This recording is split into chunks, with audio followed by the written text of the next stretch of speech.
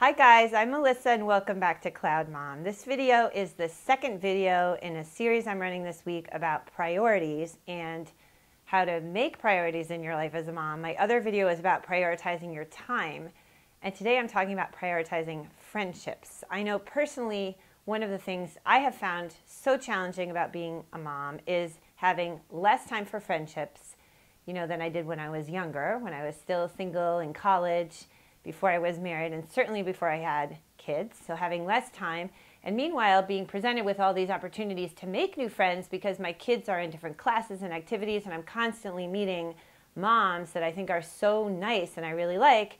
And sometimes I feel frustrated that I can't really get to know all of them because I feel sort of like I'm torn and I'm going in a million different directions, and that can sort of be hard. My kids are in 5 different classes, so it's kind of like, So anyway, here's what I'm trying to do, and I want to hear from you guys about how being a mom has changed friendships for you and how you go about, forming new friendships and just dealing with it sort of from a time perspective, because we're talking about time management here. What I've tried to do is, first of all, hang on to those very close, dear, old friends, that live far away, and it's not always, a long phone call every week, but I try to do what I can to stay in touch with them because they're just so important to me, such an important part of my life. I love them so dearly, and I don't want to lose that touch. So I'm certainly not perfect, but I try to keep up. And you know what?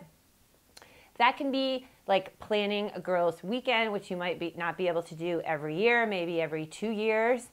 Or it could be something so little as like a tiny 5-minute phone call one day when you're like on the way to pick up your kid. It's that kind of thing that just keeps it sort of alive and makes sure, ensures that that person is still a part of your life and that you're keeping up with them. So anyway, trying to hang on to those old friends. Then I have my like solid core group of friends, that I can really, really trust who live near where I do. I try to see those guys once a month, if I can, maybe even every 2 weeks for lunch, for coffee, for breakfast. And they are the people when something's going wrong that I can really talk to. They're the people when something goes right that are actually really happy for me.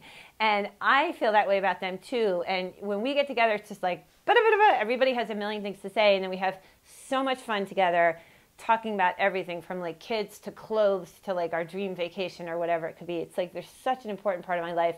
I wouldn't give that up for anything. So I try to make sure, we stay on track to see each other regularly. And when it comes to new friends, I try to be like open and friendly to everyone. I'm really interested in getting to know people. We try to do like Sunday dinners here, sometimes invite new families to come over. It's very casual. I can't promise like a gourmet meal, but it's just a great opportunity to like have people come, get to know them with their kids. Then I try to say, you know what? Look at that mom. She's so nice. I've been thinking for like 6 months. I really want to get to know her. Invite her to like go for a coffee after you drop off your kids. Just do it. And think about those moms where it's like every time you see them, you're like, oh my God, she seems like such a nice person. I really want to get to know her. Get to know her. And don't worry that like not every single mom is going to be your best friend, because it's just not possible.